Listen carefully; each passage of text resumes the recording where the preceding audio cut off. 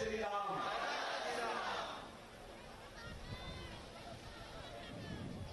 আমার বাংলা ভাই বানের আপনারা কেমন আছেন? ভালো আছেন তো?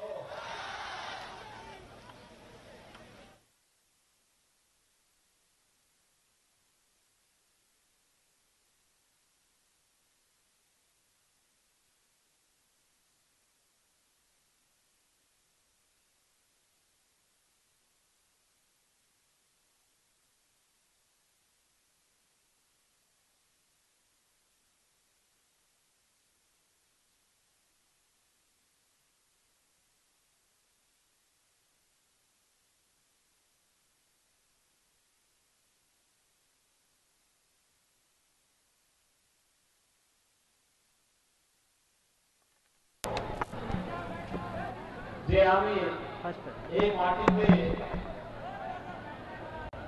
এসে আপনাদের কাছে मंच पर उपस्थित दिल्ली से यहां पर उपस्थित लोकप्रिय सांसद माननीय प्रवेश वर्मा जी, प्रवासी कार्यकर्ता श्री नागेश्वर पांडे जी, भारतीय जनता पार्टी के जनप्रिय प्रत्याशी श्री सुशांत घोष जी,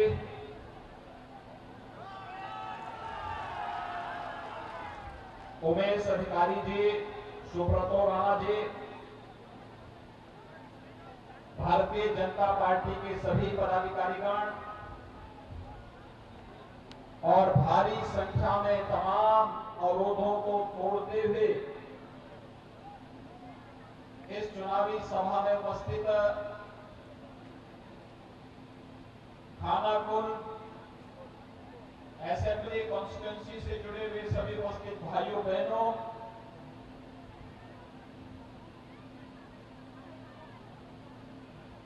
मैं भगवान श्री राम और भगवान श्री कृष्ण की पवित्र जन्मभूमि उत्तर प्रदेश से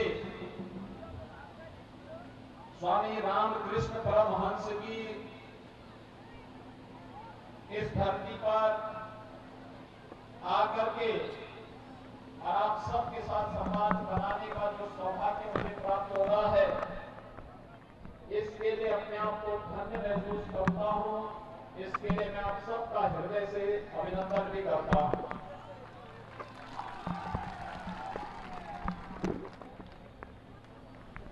भाइयों बहनों, बंगाल की धरती अत्यंत पवित्र धरती है। आजाद हिंद फौज के संस्थापक रासबिहारी बोस, स्वतंत्रता संग्राम सेनानी श्रीमती आशालता सरकार,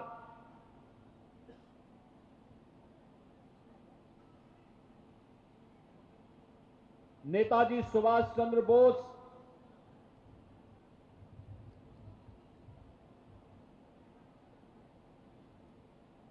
और स्वामी विवेकानंद को पैदा करने वाली धरती है। रामकृष्ण परमहंस की आध्यात्मिक साधना से पवित्र धरती है। स्वामी विवेकानंद को पैदा करने वाली धरती है। भारत को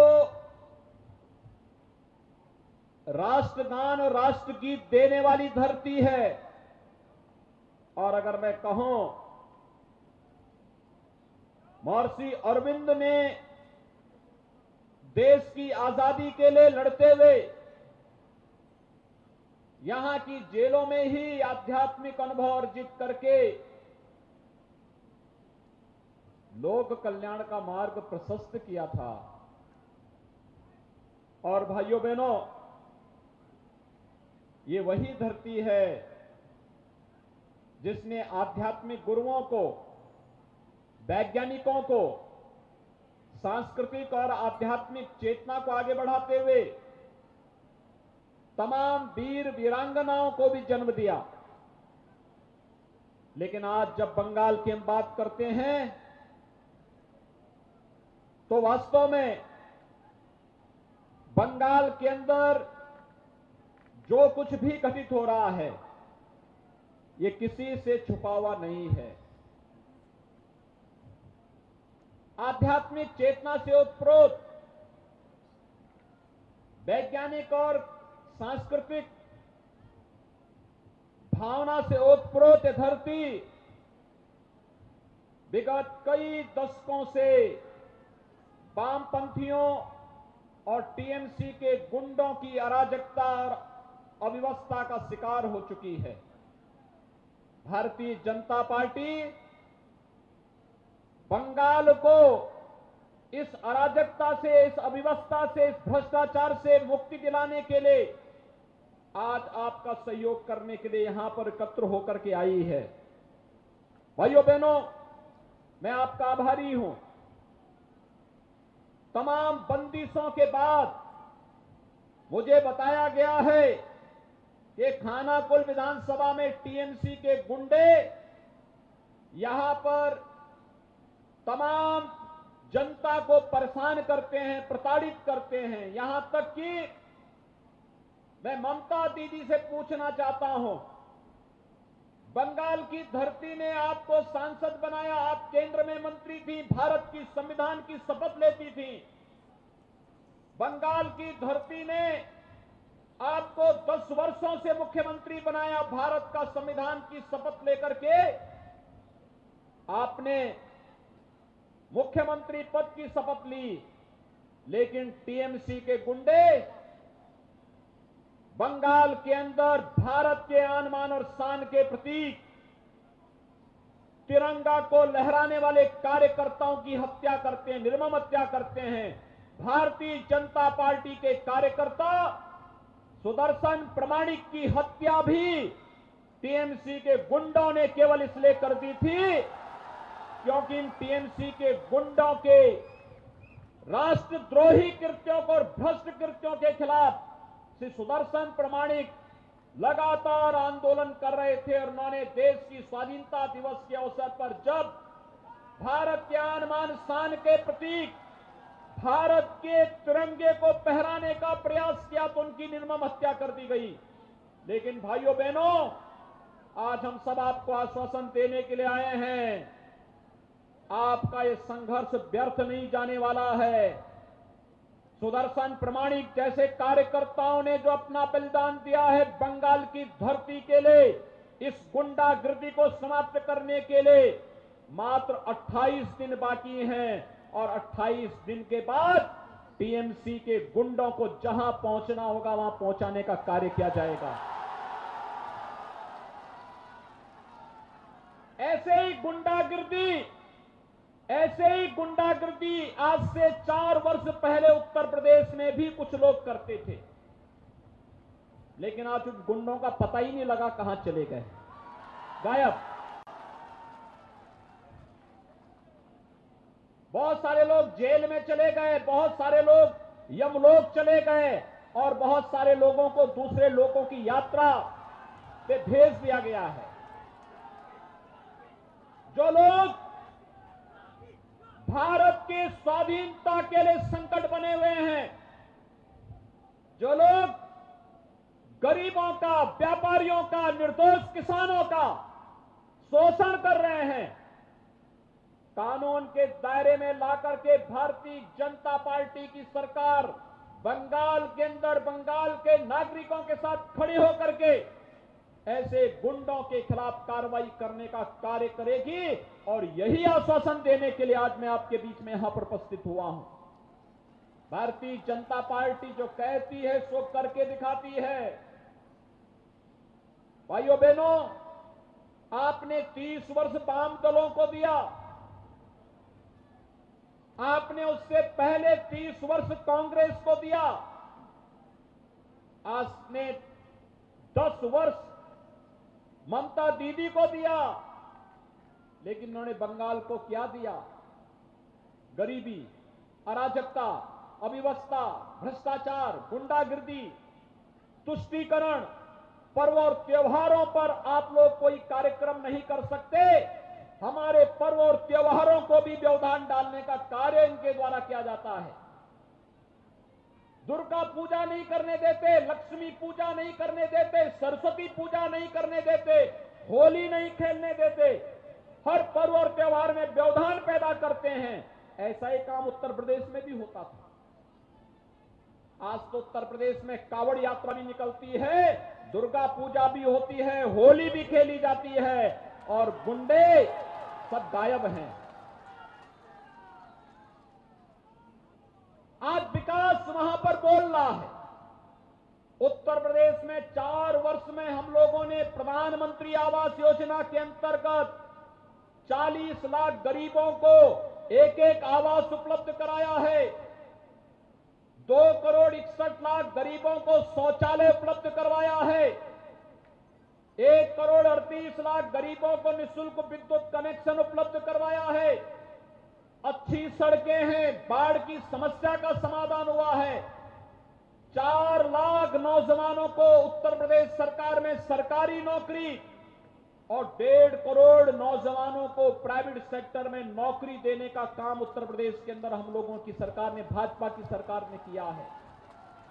हर गरीब को मुफ्त में राशन, हर गरीब को 5 लाख रुपए की स्वास्थ्य बीमा का कवर, हर किसान को 6,000 रुपए सालाना प्रधानमंत्री किसान सम्मान निधि का लाभ और हर महिला के सम्मान की रक्षा उत्तर प्रदेश के अंदर आज भारतीय जनता पार्टी की सरकार कर रही है। हम लोग सफल इसलिए हैं क्योंकि मोदी जी का मार्गदर्शन है और डबल इंजन की सरकार है। बंगाल के अंदर आरामबाग जो ये हुगली क्षेत्र है, ये खेती बाहुल्य क्षेत्र है। यहां का किसान पिछले 10 वर्षों में हजारों किसानों ने आत्महत्या की है, लेकिन दीदी यहां पर प्रधानमंत्री किसान सम्मान निधि का लाभ नहीं देना चाहती किसानों को। दीदी की सहानुभूति किसानों के साथ नहीं है। दीदी की सहानुभूति युवाओं के साथ नहीं है। दीदी की सहानुभूति तो आप महिलाओं के साथ भी नहीं है। दीदी की सहानुभूति केवल और केवल गुंडों के साथ में है, टीएमसी के गुंडों के साथ में है। और टीएमसी के गुंडे कान खोल करके सुन लें कि उनके दिन अब समाप्त हो गए हैं। अब उनकी गुंडागिरी नहीं चलने वाली है। 2 मई को जैसे ही काउंटिंग होगी, चुन चुन करके टीएमसी के गुंडों को जो अराजकता फैला रहे हैं, निर्दोष कार्यकर्ताओं को मार रहे हैं, भारतीय जनता पार्टी के 130 से अधिक कार्यकर्ताओं की निर्मम हत्या हुई है और इन कार्यकर्ताओं की निर्मम हत्या करने वाले इन गुंडों के खिलाफ ऐसी कार्रवाई होगी कि इनकी आने वाली कई पीढ़ियां गुंडागिरी करना भूल जाएंगी। पीढ़ियां भूल जाएंगी गुंडागिरी कैसे होती है। और यही कहने के लिए आज मैं आपके बीच आया हूं कि यहां पर ममता दीदी की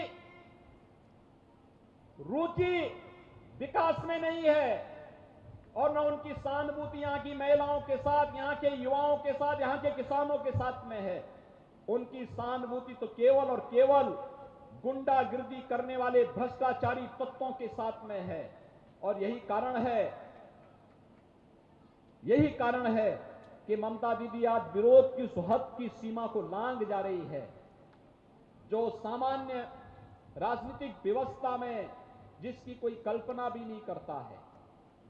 आज वह किस रूप में विरोध कर रही है, यह तो पहले तो भाजपा का ही विरोध करती थी, अब तो ममता दीदी विरोध करते करते भगवान राम का भी विरोध करने लग गई है। भाइयों बहनों, मैंने आपसे कहा ना, भाजपा जो कहती है सो करके दिखा देती है। भाजपा ने लोकसभा चुनाव में कहा था कि कश्मीर में धारा 300 आर्टिकल 370 हटाएंगे, हटा दिया ना कश्मीर में धारा 370। ये कश्मीर में आर्टिकल 370 हटाने का मतलब बंगाल के ही सपूत डॉक्टर श्यामा प्रसाद मुखर्जी के सपने को साकार करने का है। बंगाल की धरती में डॉक्टर श्यामा प्रसाद मुखर्जी पैदा हुए थे और श्यामा प्रसाद मुखर्जी ने कहा था एक देश में दो प्रधान, दो निशान, दो विधान नहीं चलेंगे। और मुखर्जी जी के उस सपने को साकार किया है प्रधानमंत्री मोदी जी ने और गृह मंत्री अमित शाह जी ने। आज कश्मीर में आराम बाग और खाना कुल से जुड़े हुए कार्यकर्ता, कोई युवा कार्यकर्ता चाहे कि मुझे जम्मू कश्मीर के अंदर भी एक मकान बनाना है, वह जाकर के वहां पर जमीन खरीद करके मकान बना सकता है, कोई आपको रोक नहीं सकता है। मोदी जी ने अधिकार आपको भी दे दिया है, कांग्रेस ने आपका अधिकार ले लिया था, लेकिन मोदी जी ने अधिकार आपको फिर से दे दिया है। आज कश्मीर में धारा 370 समाप्त हुई, आतंकवाद पूरी तरह समाप्त हुआ, कश्मीर विकास के पथ पर अग्रसर हुआ। और यही कार्य अयोध्या में भी हुआ। हम लोग कहते थे ना पहले कि रामलला हम आएंगे, मंदिर वहीं बनाएंगे। लोग कहते थे कि मंदिर कब बनेगा। अब तो अयोध्या में 5 अगस्त 2020 को प्रधानमंत्री मोदी जी ने अयोध्या में भगवान राम के भव्य मंदिर के निर्माण का शुभारंभ भी कर दिया है। अयोध्या में भगवान राम का भव्य मंदिर के निर्माण का कार्य हो रहा है। मंदिर अयोध्या में बन रहा है, देश की आस्था का सम्मान हुआ है, लेकिन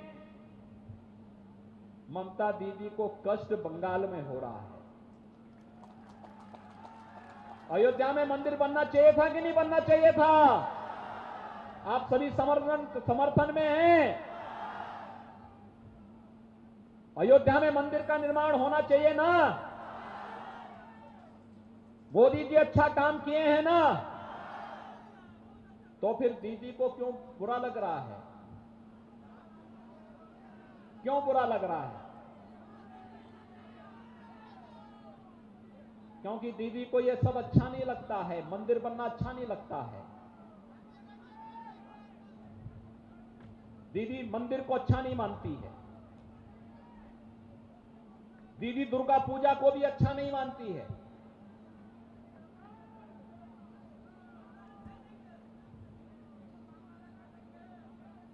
और इसलिए भाइयों बहनों, मैं आप सबसे अनुरोध करना चाहूंगा, जैसे अयोध्या में भगवान राम के भव्य मंदिर के निर्माण का मार्ग प्रशस्त किया बीजेपी ने, भगवान राम भारत की आस्था के प्रतीक हैं, ऐसे ही भारत के इस राष्ट्र मंदिर को भव्यता प्रदान करना ये तभी संभव होगा जब हर नागरिक के जीवन में खुशहाली आएगी, हर गरीब को शासन की सुविधा का लाभ मिलेगा, योजनाओं का लाभ मिलेगा, विकास की प्रक्रिया के साथ हर व्यक्ति जुड़ेगा, महिलाओं का सशक्तिकरण होगा, युवाओं को रोजगार मिलेगा, किसान जो कर्ज तले दबा हुआ है उस किसान को प्रधानमंत्री किसान सम्मान निधि का लाभ मिलेगा। और ये कार्य केवल और केवल भारतीय जनता पार्टी कर सकती है। जहां पर भारतीय जनता पार्टी की सरकारें हैं, वहां पर भारतीय जनता पार्टी ने वो कार्य करके दिखाया है। और आज मैं आपका आह्वान करने के लिए आया हूं, आप सभी लोग भारतीय जनता पार्टी के हमारे सुयोग्य प्रत्याशी श्री सुशांत घोष को कमल चुनाव चिन्ह पर 6 अप्रैल को होने वाले चुनाव में भारी बहुमत से विजयी बनाने में अपना योगदान दें। आप योगदान देंगे? सभी लोग सहमत हैं? मेरे साथ दोनों हाथ बढ़ाकर के बोलेंगे, सिद्धार्थ यहां सामने आओ। दोनों हाथ बढ़ाकर के बोलेंगे, जय श्री राम, जय श्री राम, जय जय श्री राम।